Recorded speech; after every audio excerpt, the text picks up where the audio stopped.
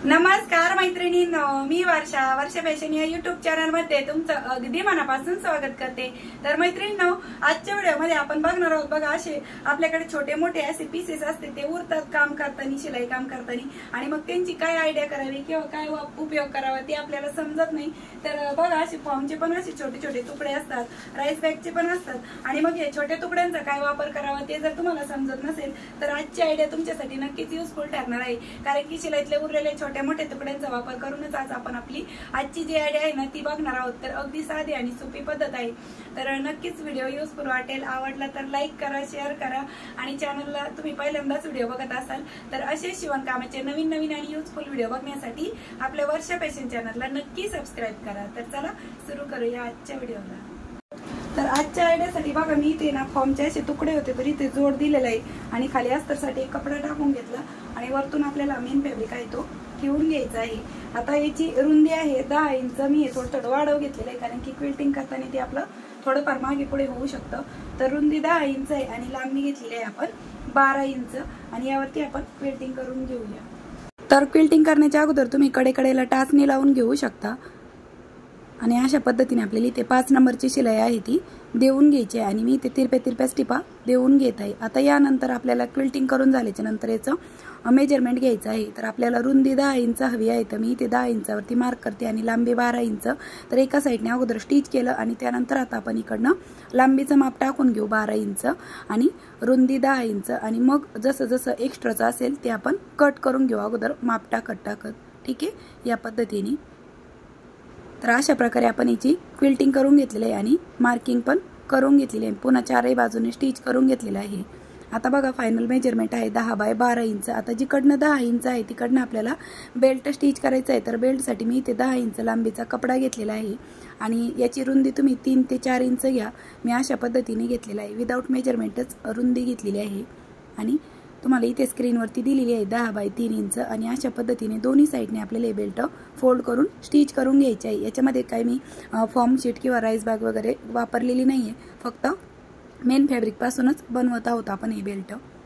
आता दोन्हींची पण साईज चेक करायची, सेम टू सेम आहे की नाही ते, तर बरोबर आहे 10 इंच। आता जिकडनं 10 इंचची रुंदीची साईड आहे ना त्याचा आपल्याला सेंटर काढून घ्यायचा आहे, आणि सेंटर पासून आपल्याला 1.5 इंच इकडे आणि 1.5 इंच तिकडे असा हा बेल्ट आहे तो स्टिच करून घ्यायचा आहे। आता जसं इकडचं एक बेल्ट स्टिच केलं ना, दुसऱ्या बेल्टचं पण आपण असंच माप म्हणजे मार्किंग करून घेतली मी, आणि या पद्धतीने दुसऱ्या साईडने पण हा जो बेल्ट आहे तो स्टिच करून घेतलेला आहे। ठीक आहे, आणि परत चेक करून बघितला तर बरोबर आहे।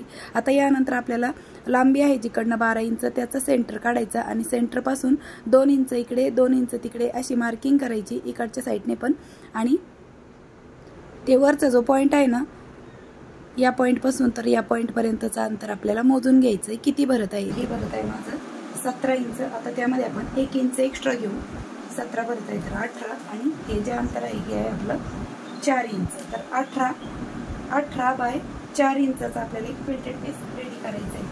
हा पण बघा, असे छोटे छोटे फॉर्मचे तुकडे वगैरे आहेत, तर आणि याचा पण आपण क्विल्ट करून तयार करून घेऊ। तर अशा प्रकारे मैत्रिणींनो, 4 बाय 18 इंचाचा हा जो पार्ट आहे ना हा मी क्विल्ट करून घेतलेला आहे। बघा, याची रुंदी आहे 4 इंच आणि लांबी घेतलेली आहे मी इथे 18 इंच। आता याचा आपल्याला सेंटर काढून घ्यायचं आहे। तर रुंदीच्या साईडने मी अशा पद्धतीने फोल्ड केलेलं आहे, आणि ते सेंटरला आपण एक मार्क करून घेऊ। आपल्याला इथे झिप अटॅच करून घ्यायची आहे त्यासाठी।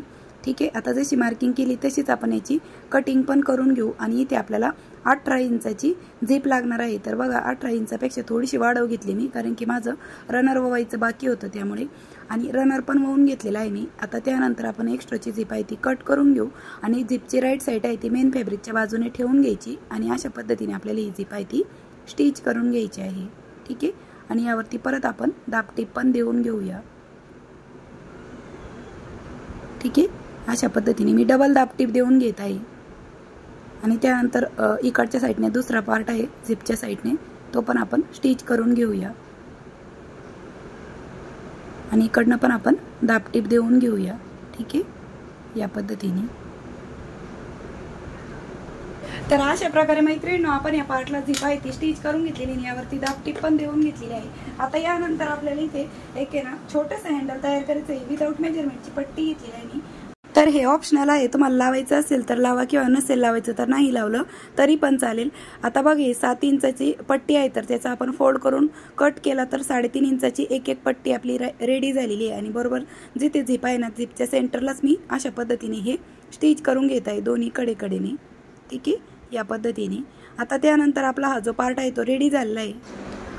तर जिकडनं आपण ही रुंदीची साईड आहे ना तिकडनं आपल्याला 4 इंचावाला पार्ट आहे तो स्टिच करायचा आहे आणि इकडच्या साईडने पण, ठीक आहे, अशा पद्धतीने। आणि हा स्टिच करताना आपल्याला कडेला ना अर्धा इंच पार्ट आहे तो ओपनच ठेवायचा आहे आणि झिपवरती परत आपल्याला ते डबल टिप पण देऊन घ्यायची आहे, ठीक आहे, या पद्धतीने। दुसऱ्या साईडने पण सेम त्याच पद्धतीने बघा कडेने थोडं अंतर आपल्याला ओपन ठेवायचं आहे आणि परत याच्यावरती मी डबल टिप आहे ती देऊन घेत आहे बघा झिपवरती। आणि दोन्ही कडेले बघा असं थोडं अंतर मी ओपन ठेवलंय। आता यानंतर आपल्याला हा जो पार्ट आहे तो अशा पद्धतीने पकडून स्टिच करून घ्यायचा आहे। तुम्ही हवं तर अगोदर टाचणी लावून घेऊ शकता किंवा डायरेक्ट स्टिच केलं तरी पण चालेल। तर मी डायरेक्टच स्टिच करून घेत आहे कारण की आपण एकदम परफेक्ट मापामध्ये घेतलेले आहे, त्यामुळे कुठेही कमी पडणार नाही किंवा जास्त पण होणार नाही, ठीक आहे। तर बघा कडेपर्यंत आपण हा जो पार्ट आहे तो स्टिच करून घेतलेला आहे। आता जसं इकडचा पार्ट आपण स्टिच केला ना सेम त्याच पद्धतीने दुसरा पण पार्ट आपल्याला स्टिच करायचा आहे।